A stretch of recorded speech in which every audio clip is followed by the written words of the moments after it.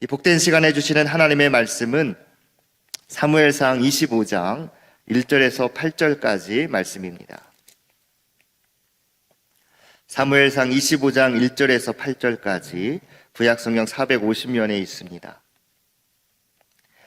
바란 광야로 내려가니라 라는 말씀의 제목으로 사무엘상 25장 1절부터 8절까지 한 절씩 교독하겠습니다.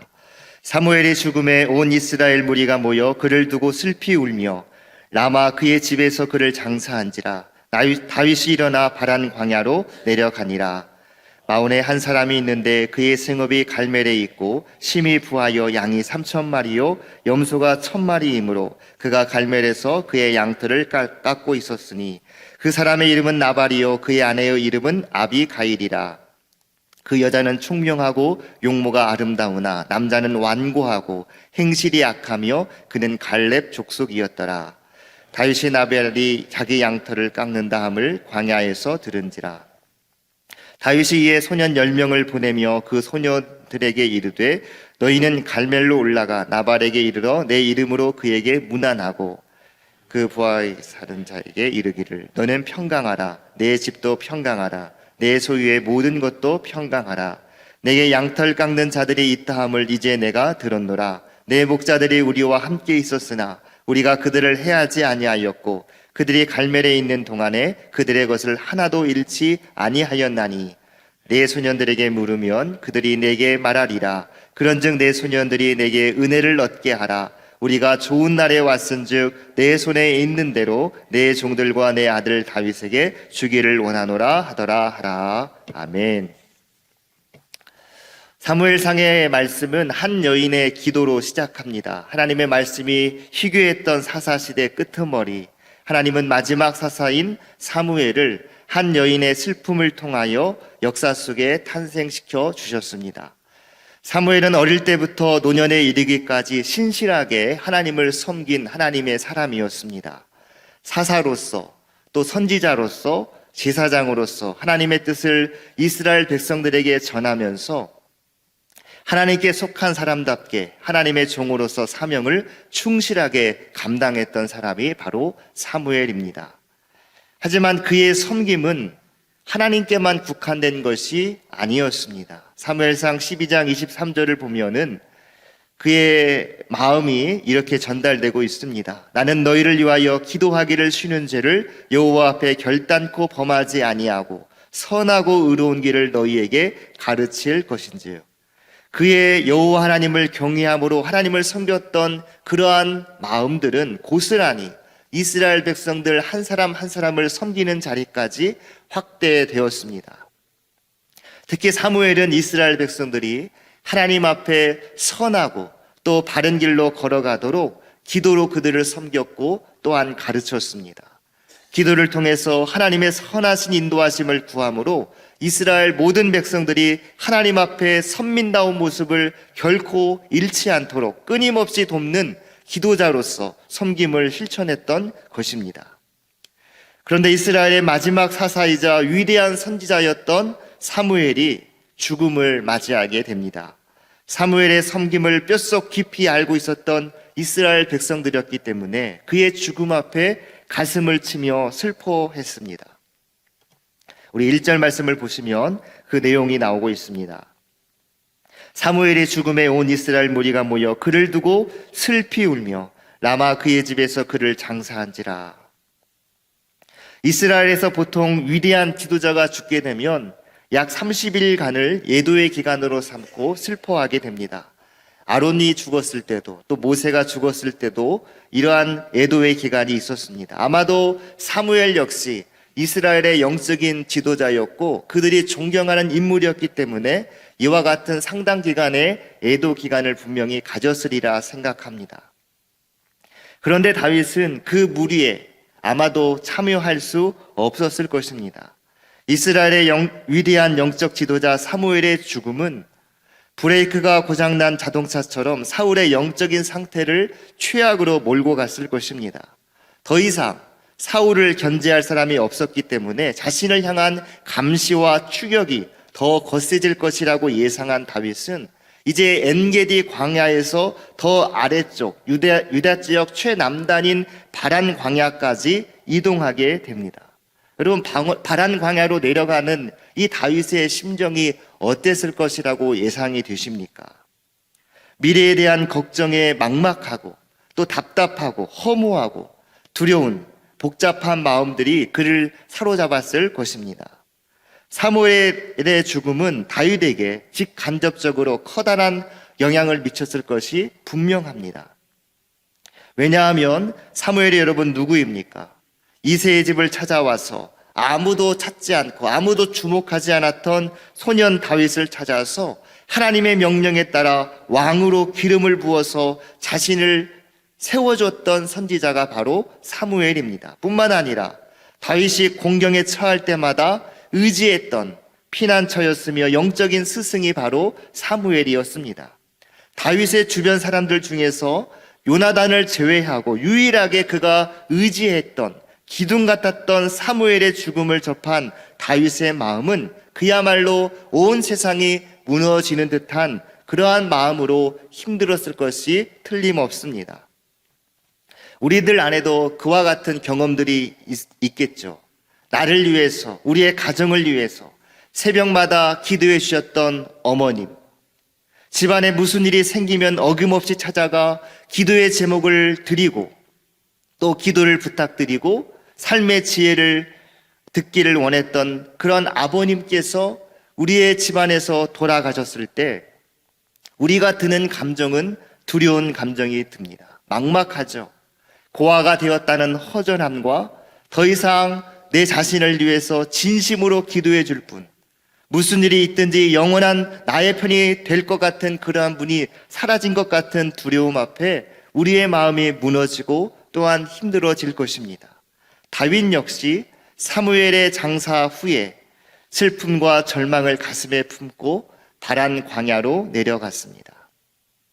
여기서 우리는 첫 번째 기도의 제목을 찾습니다. 우리가 앞으로 살펴보겠지만 바란 광야 마온 땅에서 나발을 만남으로 다윗은 큰 위기가 찾아올 수도 있는 일을 경험하게 됩니다. 하나님의 섭리적 인도하심 속에 지혜로운 여인 아비가일을 만나지 못했더라면 아마도 다윗은 나발을 죽이고 무력으로 자신이 얻을 것을 취하면서 아굴람 굴에 도적대 우두머리 정도로 그의 인생이 전락했을지도 모릅니다. 우리는 조심해야 합니다. 사무엘이 없더라도, 믿음의 부모님께서 이제 우리와 함께하지 못하더라도 제2, 제3의 사무엘이 내가 될 수 있도록 말씀과 기도로 내 자신을 지키며 살아가는 주님의 은혜가 있기를 바랍니다. 그리고 우리의 자녀들을 위해서, 온전한 믿음의 세대 계승을 위해서 이제부터 우리 역시 믿음의 부모님들이 그래했던 것처럼 내가 이 자리에서 기도하고 내가 이 기도의 자리를 지키며 믿음의 본을 보여줄 수 있는 주님의 은혜가 저와 여러분의 있기를 소망합니다. 두 번째 우리가 살펴볼 것은 마온 사람 나발을 통해서 내 자신을 돌아보는 것입니다. 여러분, 나발은 어떠한 사람입니까? 3절을 보니까 그는 완고하고 행실이 악한 자로 설명하고 있습니다. 또 17절의 말씀을 보면은 그의 종들이 나발을 평가하기를 불량한 사람으로 평가하고 있습니다. 그런데 3절 하반절을 보시면 그의 가문이 어디였습니까? 갈렙 가문이었음을 알 수 있습니다. 여러분, 갈렙이 누구입니까? 갈렙은 알다시피 여호수아와 함께 가나안 땅에 들어간 유일한 사람 중에 한 명입니다. 믿음으로 가나안 땅을 바라보았고 하나님의 비전을 제시했던 하나님의 사람으로 충성된 일꾼이 누구였습니까? 갈렙이었습니다. 하지만 갈렙 족속으로 훌륭한 믿음의 명문 가문에서 잘 성장해야 했을 그 나발은 갈렙의 뒤를 따르지 못했다라고 하는 것이죠. 여러분, 무엇이 그를 이토록 어렵게 만들었을까요? 그 단서를 우리는 2절에서 찾을 수 있는데요. 우리 2절의 말씀 우리 함께 읽어보도록 하겠습니다. 시작. 마온에 한 사람이 있는데 그의 생업이 갈멜에 있고 심이 부하여 양이 3,000마리요 염소가 1,000마리이므로 그가 갈멜에서 그의 양털을 깎고 있었으니. 나발은 마온 땅에서 터를 잡고 큰 부를 누리고 있었던 굉장한 부자였습니다.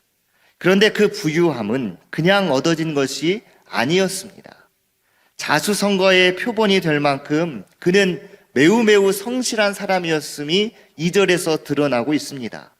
그는 마원 사람이었음에도 불구하고 생업이 갈멜에 있어서 갈멜까지 친히 가서 자신의 양들의 양털을 깎을 만큼 자기 일에 굉장히 열심히 있었던 성실한 사람이었던 것을 우리는 미루어 짐작할 수 있습니다. 심히 부하다고 할 만큼 그의 재산이 굉장히 많았습니다. 그의 재산이 이와 같이 많았다면 우리가 쉽게 예측할 수 있는 게 뭐예요? 자신이 부릴 수 있는 종들도 많았다는 것을 알 수 있습니다. 그러나 그는 직접 양털을 깎으면서 자신의 일에 열심이었던 그러한 사람이었습니다. 나발은 어찌 보면 성실하게는 살지만 남을 돌아볼 여유가 없고 자기 중심적인 오늘날의 현대인들과 너무 많이 닮아 있습니다. 그는 완고한 사람이었습니다. 여러분, 완고하다는 말이 뭡니까? 융통성이 없고 올곧고 고집이 세다라는 말입니다.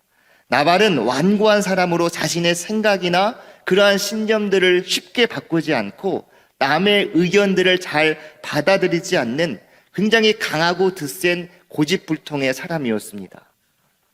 찰스 디킨스의 소설에 등장하는 스크로지 영감과 같은 그러한 인물이 바로 나발이었던 것이죠. 오늘날 우리 주변에는 이러한 사람들이 굉장히 많이 있습니다. 자기 잘난 맛에 살면서 남을 돌아보지 않고 오직 자기 이속만을 챙기는 그러한 사람들. 돈이 삶의 최고의 우선순위가 되어서 돈이 되는 일이라면은 앞뒤 상관하지 아니하고 어떻게 하면 돈을 더 많이 모을까에만 고민하고 몰두하는 사람들. 그 돈을 어떻게 의미 있게 쓸 것인지를 고민하지 않는 사람들이 우리의 주변에 너무나도 많이 있습니다. 예수님께 한 부자 과연이 찾아와서 어떻게 하면 영생을 얻을 수 있을 것인지, 어떻게 하면 주님을 따를 수 있을 것인지에 대해 질문하였습니다. 여러분, 그때 우리 주님께서 뭐라고 대답하십니까? 내게 아직도 한 가지 부족한 것이 있으니 내게 있는 것을 다 팔아 가난한 자들에게 나눠주라. 그리하면 하늘에서 내게 보화가 있으리라. 그리고 와서 나를 따르라. 지난주 우리 교회는 총신대 기숙사 건축을 위해서 10억의 헌금을 나누었습니다.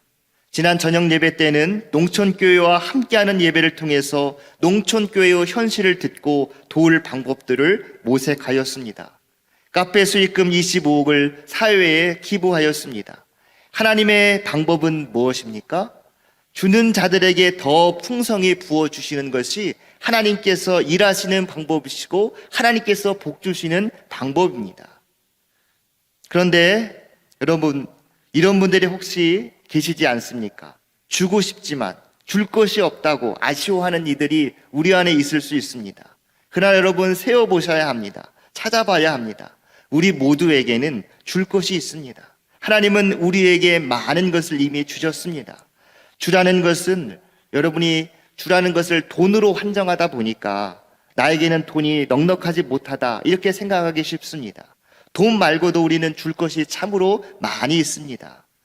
우리에게는 줄 마음이 있고 사랑이 있고 지혜가 있고 지식도 있고 기술도 있고 재능도 있고 힘도 있습니다. 그뿐 아니라 우리에게는 줄 미소도 있고 선한 말도 있고 친절한 말도 있습니다. 우리에게 있는 것을 주면 되는 것이죠. 하나님이 우리에게 없는 것을 주라고 하지 않습니다. 돈이 없는 사람에게 돈을 주라고 하지 않습니다. 힘이 없는 사람에게 힘을 주라고 하지 않습니다. 우리에게 이미 주신 하나님의 그 은혜들을 기억하고 베풀고 나누는 삶, 그러한 삶을 살 수 있기를 소망합니다. 여러분, 사무엘과 오늘 본문에 나오는 나발은 굉장히 대조적인 사람입니다. 사무엘은 자기에게 주어진 사명을 기억하고 나누고 베풀고 섬기는 삶을 통하여서 하나님 앞에 영광을 돌리며 그의 인생을 마무리하였습니다. 나발은 그렇지 못했죠. 자기에게 주어진 모든 것이 자기의 노력과 자기의 힘으로 된 것으로 생각하고 다윗의 간절한 요청을 뿌리치고 오히려 그를 무시하고 그를 경멸합니다. 여러분, 기억해야 합니다. 하나님께서 우리에게 주신 것은 그냥 그것을 보관하라고 주시는 보관용이 아닙니다. 이미 우리는 주인이 준 것을 잘 보관했다가 주인에게 그대로 돌려준 사람에게 우리 주님께서 악하고 게으른 종이라고 말씀하셨던 그 책망들을 우리는 너무나도 잘 알고 있습니다. 쓰면 없어지고 주면 줄어들 것으로 생각하는데 여러분, 결코 그렇지 않습니다. 우리가 계속 쓰고 계속 나누어 줄 때 하나님께서는 더 풍성한 것으로 우리에게 주실 줄 믿습니다. 오늘 본문에 있는 사무엘과 같이 나누고 섬기는 삶 앞에 우리가 충성할 수 있기를 원합니다. 나발처럼 자신만을 위해 사는 인생이 아니라 사무엘처럼 남을 위해 섬기는 삶을 살 수 있기를 바랍니다.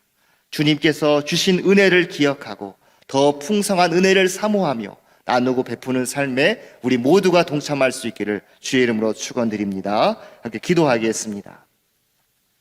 사랑의 하나님, 우리를 사랑하시어 십자가에서 희생하심으로 우리를 구원하신 주님의 크고 놀라운 사랑을 기억합니다. 우리 주님께서 우리 자신을 위해서 모든 것을 내어주셨는데 우리는 주님께 받은 은혜를 기억하지 못하고 내 잘난 맛에 살아갔던 나발의 모습이 여전히 내게 있음을 회개합니다. 나누고 베풀며 하나님을 경외함으로 백성을 사랑했던 사무엘과 같이 우리 모두 기도의 무릎을 꿇게 하시고 우리의 자녀들에게 그러한 나누는 삶, 베푸는 삶, 믿음의 삶의 좋은 모범이 되게 하여 주시옵소서. 이 모든 말씀 우리 구주 예수 그리스도의 이름으로 기도하옵나이다. 아멘.